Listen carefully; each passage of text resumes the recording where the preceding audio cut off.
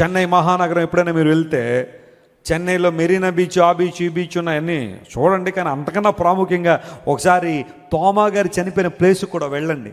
చెన్నైలో ఉన్న వాళ్ళు ఎవరైనా లేదా చెన్నై వెళ్ళినా కానీ అక్కడ ప్రార్థన చేసుకుంటున్న తోమాను బళ్ళంతో పొడి చేశారు, స్పియర్తో పొడి చేస్తే అతని రక్తము చెన్నై నగరంలో ఒలికింది భారతదేశం గడ్డ మీద. టెర్టులియన్ అంటాడు, టెర్టులియన్ ఒక చరిత్రకారుడు, the blood of martyrs is the seed of the church.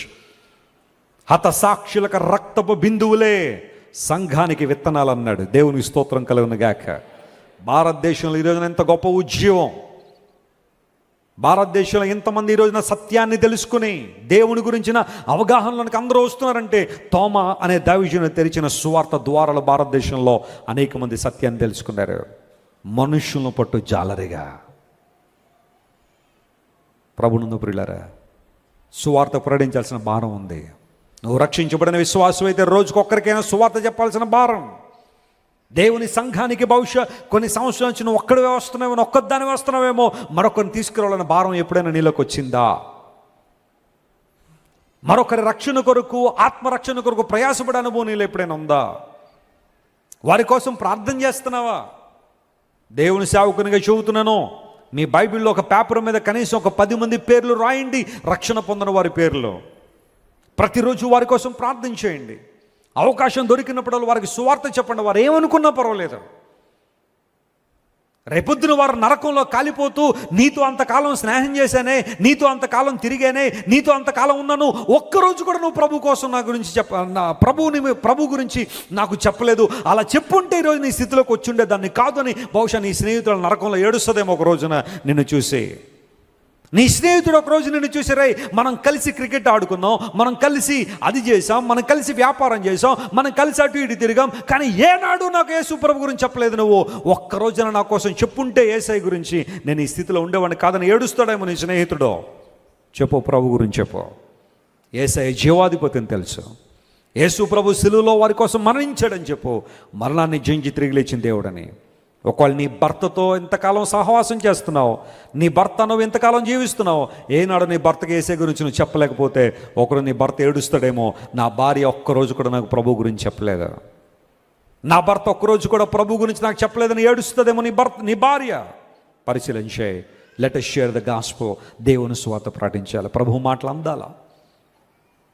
నేను ఎక్కడికి వెళ్తే అక్కడ సమయం దొరికిన కొలది దేవుని సువార్త. ఫ్లైట్లో కొన్ని 100 మందికి సువార్త చెప్పాను ఇప్పటిదాకా. విమానంలో ప్రయాణం చేస్తుంటాను, ప్రక్క వాళ్ళు కూర్చుని ఏదో సందర్భంలో ఏదో మాట కదుపుతారు కదా, ఒక్క మాట కదిపినా అలా సువార్తకి తీసుకెళ్ళి వాళ్ళు ఏమనుకోండి. నేను ఫ్లైట్ దిగిన తర్వాత వాళ్ళు ఎవరో నేను ఎవరినో, అవకాశం ఉంటే మళ్ళా ఒకవేళ కలిస్తే కలుస్తారు, లేకపోతే లేదు. రేపొద్దున పరలోకానికి వెళ్ళిన తర్వాత వారు నా మీద ఒక మాట కూడా నేను నింద పడకూడదు, వారు నీకు చేతిలో పెట్టాను లేదు, నీకు అప్పగించాను సువార్త చెప్పలేదని. తరచుగా చెప్తున్నాను. ఒకసారి ఆస్ట్రేలియా వెళ్తుంటే ఫ్లైట్లో నా ప్రక్కన ఒక ఎల్డరీ కపుల్ కూర్చున్నారు. ఇద్దరు కూడా విమానం మొదలు పెట్టగానే ఆ ఎయిర్ హోస్టెస్ ఉంటారు కదా, వచ్చేసారు వాళ్ళు.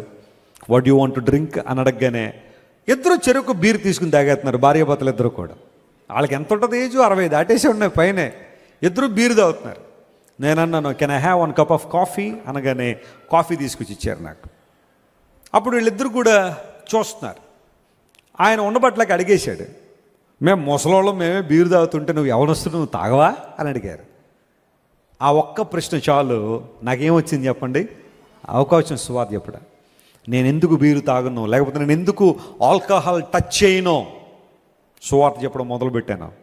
కొంచెం మొదట ఇబ్బందిగానే ఉంది వాళ్ళిద్దరికీ, కానీ దేవుడిచ్చిన ఆ అవకాశాన్ని బట్టి సువార్త అంతా చెప్పేసిన తర్వాత 8 గంటల ప్రయాణం. సింగపూర్ నుంచి ఒకసారి టేకాఫ్ తీసుకుంటే ఫ్లైట్, ఆస్ట్రేలియా వెళ్ళడానికి 8 గంటలు సువార్త చెప్తూనే ఉన్నా.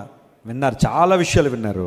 చివర్లు ఇద్దరు కూడా నా చేతిలో చేసి మా కోసం ప్రార్థన చేయండి, మా కోసం ప్రార్థన చేయండి. ఈ విషయాలు మా జీవితం ఏదో మొదటిసారి ఇంత స్పష్టంగా వినడం. మా కోసం ప్రార్థన చేయని ఇద్దరు కూడా ప్రార్థన చేయించుకున్నారు.